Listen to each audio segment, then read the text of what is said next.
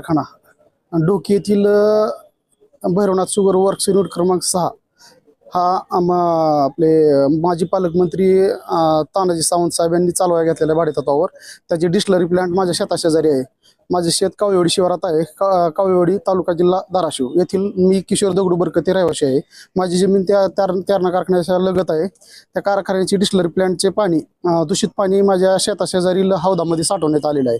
त्या साठवणूक केलेल्या हौदातील पाण्यामुळे माझी शेतजमिनीतील पूर्णपणे सोयाबीन गेल्या वर्षी करपलेले होते. गेल्या 1.5 वर्षापासून मी सतत पाठपुरावा करत आहे. शेतातील पीक करपत आहे, विहिरीतील पाणी दूषित होत आहे.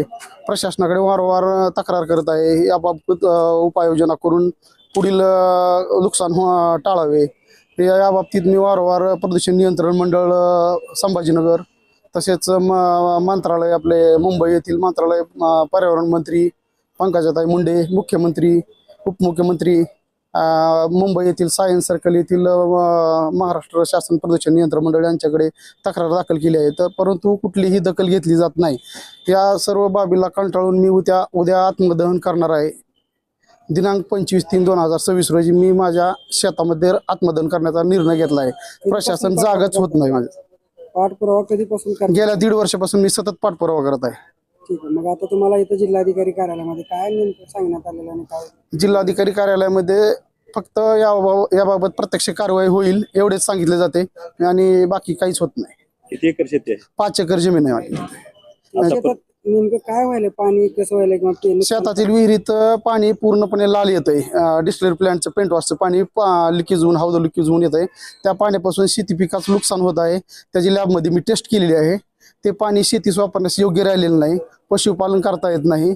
माणसांना पिण्यास तर योग्य राहिलेच नाही.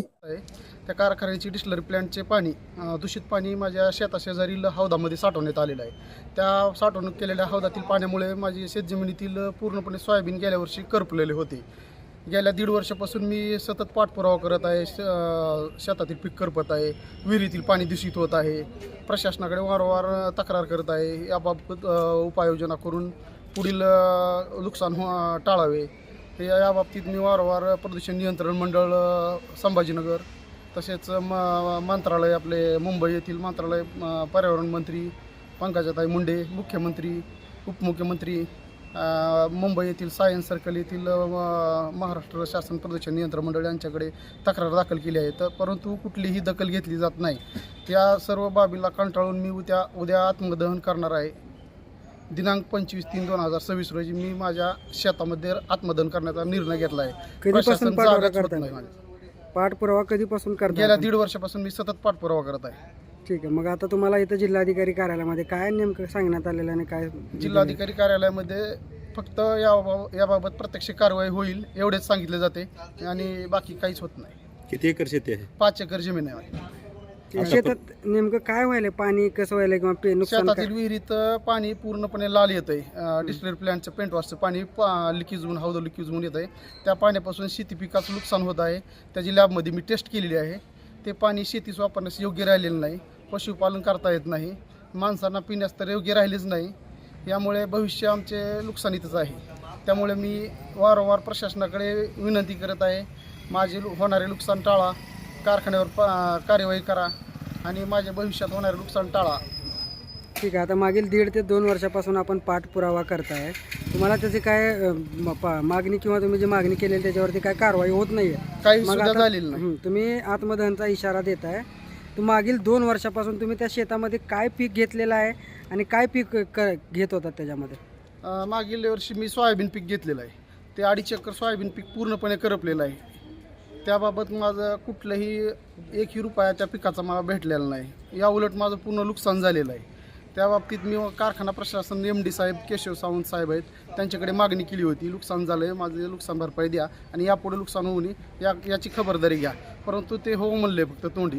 प्रत्यक्ष मला नुकसान भरपाई मिळालेली नाही ना. तिथं कुठलीही प्रकारची अंमलबजावणी केलेली नाही. नुकसान होऊ नये याकरता कुठलेही प्रतिबंध केलेला नाही. पाणी आहे जुन्याच हौदामध्ये साठवले जाते मातीच्या व ते हौद पूर्णपणे लिकेज आहेत आणि ती पूर्ण पाणी माझ्या विहिरीमध्ये येतच आहे. लाल पाणी वरवर वाढतच आहे. शेती नापीक होत चालली आहे. ते पाणी मी फवारणीसाठी मध्ये वापरले होते. परंतु त्या पाण्यामुळे माझी 5,000ची फवारणी पूर्णपणे वाया गेली. इतके बेकार पाणी झाले आहे, एवढे दूषित पाणी झाले आहे. तर याबाबत मी कारखाना प्रशासन तसेच आपले कलेक्टर साहेब यांच्याकडे वारंवार कार्यवाही करण्यासाठी अर्ज केला होता, तक्रारी अर्ज, परंतु कुठलीही तक्रारी अर्जावर कार्यवाही झालेली नाही.